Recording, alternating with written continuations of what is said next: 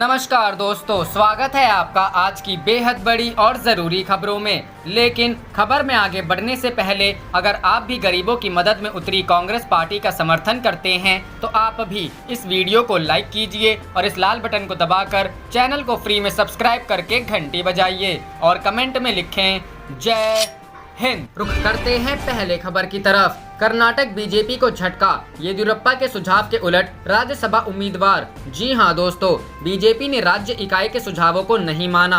कर्नाटक की 4 में से 2 सीटों पर बीजेपी का जीतना तय। कर्नाटक में सत्तारूढ़ भारतीय जनता पार्टी ने राज्यसभा चुनाव के लिए अपने 2 उम्मीदवारों का नामों का ऐलान कर दिया है। हालांकि बीजेपी आलाकमान ने मुख्यमंत्री बीएस येदियुरप्पा को झटका देते हुए एरना कडाडी और अशोक गस्ती को मैदान में उतारने का फैसला लिया है। भारतीय जनता पार्टी की राज्य इकाई ने राज्यसभा चुनाव के लिए पिछले दिनों अपनी ओर से 3 नाम सुझाए थे, जिनमें प्रकाश शेट्टी, प्रभाकर कोरे और रमेश कट्टी के नाम थे। लेकिन आलाकमान ने इन नामों पर ध्यान नहीं दिया और अप्रत्याशित रूप से 2 नए चेहरों को टिकट दिया। बीजेपी की राज्य इकाई की ओर से सुझाए गए नामों में प्रभाकर शेट्टी व्यवसायी थे तो प्रभाकर कोरे मौजूदा राज्यसभा सदस्य हैं, जबकि रमेश कट्टी मौजूदा विधायक उमेश कट्टी के भाई हैं। ऐसे कयास लगाए जा रहे थे कि कर्नाटक बीजेपी यूनिट की ओर से सुझाए 3 नामों में 2 प्रभाकर कोरे और प्रकाश शेट्टी को टिकट दिया जा सकता है। रुख करते हैं अगली खबर की तरफ। मनरेगा में राजस्थान देश में पहले पायदान पर, डिप्टी सीएम सचिन पायलट। जी हां दोस्तों, राजस्थान में महात्मा गांधी ग्रामीण रोजगार गारंटी योजना के तहत श्रमिक नियोजन प्रतिदिन 50 लाख से अधिक हो गया है। श्रमिक नियोजन की दृष्टि से राजस्थान देश में प्रथम स्थान पर है और नियोजित श्रमिकों में लगभग 13 लाख ऐसे श्रमिक भी रोजगार पा रहे हैं जो अन्य राज्यों से लौटे हैं। उप मुख्यमंत्री सचिन पायलट ने बताया कि राज्य में कोरोना वायरस संक्रमण के चुनौती भरे समय में मनरेगा के तहत रोजगार मिलने से प्रदेश के ग्रामीण क्षेत्र में लोगों को भरपूर आर्थिक संबल मिल रहा है। उन्होंने बताया कि लॉकडाउन के कारण जहां अप्रैल में केवल 62,000 श्रमिक नियोजित थे, वहीं विभाग के समन्वित प्रयासों से श्रमिक नियोजन बढ़कर 8 जून को 50.20 लाख से अधिक हो गया है। उन्होंने बताया कि प्रदेश के भीलवाड़ा जिले में सर्वाधिक 4.11 लाख से अधिक श्रमिक नियोजित हैं। इसी प्रकार डूंगरपुर जिले में 3.55 लाख, बांसवाड़ा जिले में 3.50 लाख तथा अजमेर जिले में 2.67 लाख से अधिक श्रमिक नियोजित हैं। पायलट ने कहा कि मनरेगा में नियोजित 13 लाख प्रवासी श्रमिकों में से लगभग 11.25 लाख के पास पहले से ही जॉब कार्ड थे और लगभग 1.25 लाख प्रवासी श्रमिकों को नए जॉब कार्ड जारी किए गए हैं। उन्होंने बताया कि लॉकडाउन की वजह से लाखों की संख्या में देश के विभिन्न प्रांतों से आए प्रवासी श्रमिकों को मनरेगा से रोजगार मिला व उन्हें आर्थिक संकट से उबरने में मदद मिली है। उन्होंने बताया कि प्रदेश में मनरेगा कार्यस्थल पर कोरोना संक्रमण की रोकथाम के लिए दिशा निर्देशों का पालन किया जा रहा है। रुख करते हैं अगली खबर की तरफ। बिहार, लालू का नीतीश पर हमला, कहा कोरोना भले न भागल, ई सीएम बीच मझदार में जनता के छोड़ भाग गए। जी हां दोस्तों, बिहार में सियासत का रंग चटक दिखने लगा है। सभी राजनीतिक दल अपने अपने तरीके से राजनीतिक चाल चलने से बाज नहीं आ रहे हैं। चारा घोटाला मामले में सजा काट रहे लालू यादव रांची के रिम्स में भर्ती हैं। जेल के अंदर से भी बिहार की राजनीति पर अपनी पूरी नजर बनाए रखते हैं। लालू ने अपने बिंदास अंदाज में सोमवार को ट्वीट करके नीतीश कुमार पर हमला बोला है। लालू ने बिहार के मुख्यमंत्री नीतीश कुमार का बिना नाम लिए उन पर अपने शैली में हमला बोला है। लालू के ट्वीट पर लिखा गया है, बूझो तो जाने किस प्रदेश का डरपोक मुख्यमंत्री विगत 83 दिन से घर से बाहर नहीं निकला है। कोरोना भले न भागल, लेकिन ई मुख्यमंत्री जनता के बीच मंझदार में छोड़ के भाग गए। ई रण छोड़ के हिसाब किताब आवे वाला चुनाव में सब लोग मिलजुल के लय। रुख करते हैं अगली खबर की तरफ। यूपी का व्यापक घोटाला है, 69,000 शिक्षक भर्ती मामला, न्याय न हुआ तो आंदोलन करेंगे, प्रियंका गांधी। जी हां दोस्तों, कांग्रेस महासचिव प्रियंका गांधी वाड्रा ने बेसिक शिक्षा विभाग में 69,000 सहायक शिक्षा भर्ती को उत्तर प्रदेश का व्यापक घोटाला करार दिया। उन्होंने कहा कि इसमें अगर अभ्यर्थियों को न्याय न मिला तो कांग्रेस आंदोलन करेगी। प्रियंका गांधी ने सोमवार को ट्वीट कर कहा कि 69,000 शिक्षक भर्ती घोटाला उत्तर प्रदेश का व्यापक घोटाला है। इस मामले में गड़बड़ी के तथ्य सामान्य नहीं है। डायरियों में स्टूडेंट्स के नाम, पैसे का लेन देन, परीक्षा केंद्रों में बड़ी हेरफेर, इन गड़बड़ियों में रैकेट का शामिल होना, ये सब दर्शाता है कि इसके तार काफी जगहों से जुड़े हुए हैं। उन्होंने कहा कि मेहनत करने वालों के साथ अन्याय नहीं होना चाहिए। अगर सरकार न्याय नहीं दे सकी तो इसका जवाब आंदोलन से दिया जाएगा। उन्होंने कहा कि इसके पहले 68,500 शिक्षक भर्ती मामले में भी बड़े पैमाने पर गड़बड़ी हुई थी। युवाओं की आवाज उठाने के बाद पुनर्मूल्यांकन में लगभग 5,000 अभ्यर्थी पास हुए थे।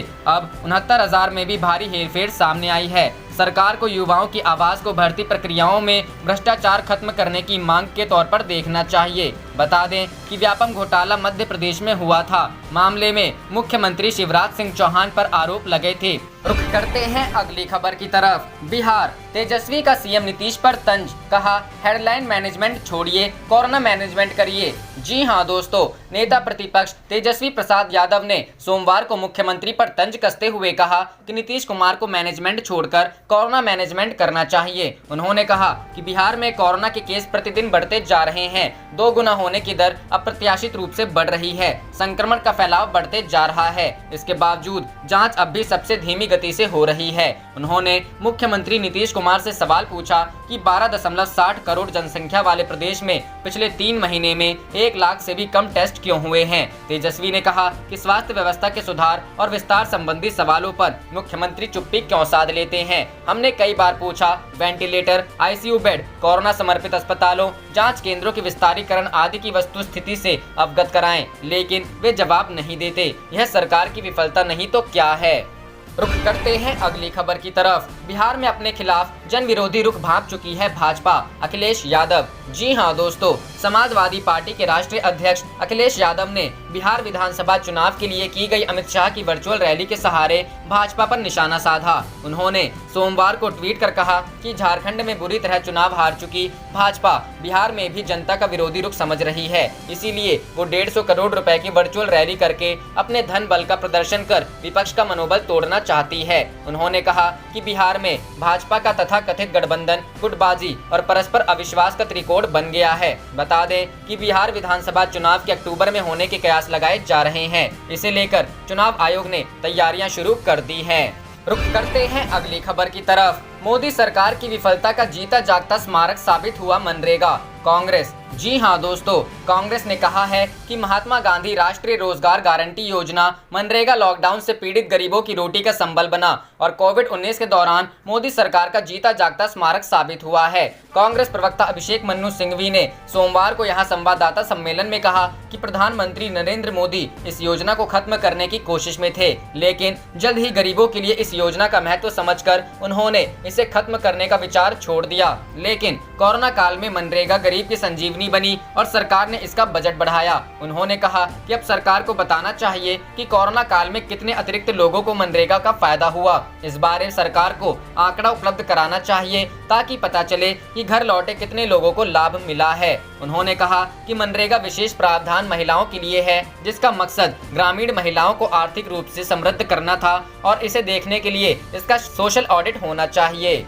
रुख करते हैं अगली खबर की तरफ। मुख्य निर्वाचन पदाधिकारी का फरमान जारी, बिहार विधानसभा चुनाव इस बार आधुनिक ईवीएम से होगा। जी हां दोस्तों, बिहार में विधानसभा का आम चुनाव इस बार नए ईवीएम से कराया जाएगा। इस नए ईवीएम का नाम मॉडल 3 है। इसके लिए राज्य के मुख्य निर्वाचन पदाधिकारी के स्तर से कार्रवाई शुरू कर दी गई है। मुख्य निर्वाचन पदाधिकारी बिहार HR श्रीनिवास ने सभी जिलों के जिला निर्वाचन पदाधिकारी सह जिलाधिकारी को इस नए ईवीएम से ही चुनाव कार्य किए जाने का निर्देश दिया है। उन्होंने इसके पूर्व सभी जिलाधिकारियों को वीडियो कॉन्फ्रेंसिंग के दौरान भी पुराने ईवीएम की जगह नए ईवीएम की जानकारी दी थी और इसे दूसरे राज्यों से मंगाने का निर्देश दिया था।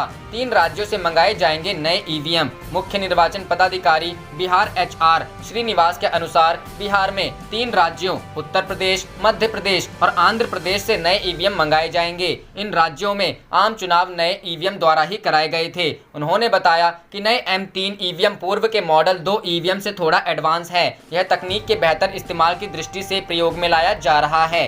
ईवीएम मॉडल 2 से अब तक होते आए हैं चुनाव। बिहार में पिछले विधानसभा और लोकसभा चुनाव ईवीएम मॉडल 2 से कराए गए थे। इसका सॉफ्टवेयर पुराना हो चुका है। इसमें तकनीकी गड़बड़ी जल्द ठीक होनी मुश्किल होती थी। तकनीकी खराबी को जांच के बाद ही दुरुस्त किया जा सकता था। इसके अतिरिक्त मॉडल 2 ईवीएम में बैलेट यूनिट भी कम संख्या में जोड़े जा सकते थे। M3 में टेम्पर डिटेक्शन फीचर सहित कई खासियत BEL द्वारा बनाई गई नई किस्म की M3 EVM में टेम्पर डिटेक्टर का फीचर है। यदि इससे कोई छेड़छाड़ करता है तो यह अपने आप काम करना बंद कर देती है। इसके अलावा यह मशीन कुछ खराबी आए तो स्वयं दुरुस्त कर लेती है, यानी यदि सॉफ्टवेयर में कोई फॉल्ट है तो यह उसे पकड़ लेगी। यह इसके डिस्प्ले स्क्रीन पर प्रदर्शित होने लगेगा। इस मशीन के कंट्रोल यूनिट और बैलेट यूनिट आपस में संवाद करने में सक्षम हैं। यदि बिहार से कोई कंट्रोल यूनिट या बैलेट यूनिट लगाई जाएगी तो इसके डिजिटल सिग्नेचर मैच नहीं होंगे और सिस्टम काम करना बंद कर देगा। M3 EVM में 24 बैलेट यूनिटें जोड़ी जा सकती हैं। इससे पूर्व टाइप 2 EVM में सिर्फ 64 उम्मीदवारों को ही लेने की क्षमता है। उम्मीदवारों के बढ़ने पर चुनाव में नहीं होगी परेशानी। नए EVM से आम चुनाव में उम्मीदवारों की संख्या बढ़ने पर अब कोई परेशानी नहीं होगी। 200 से अधिक उम्मीदवार होने पर भी बैलेट यूनिट के माध्यम से मतदान के लिए EVM में व्यवस्था की जा सकेगी। पूर्व के EVM में 64 से ज्यादा उम्मीदवार होने की स्थिति में मतदान के लिए बैलेट पेपर इस्तेमाल का प्रावधान था।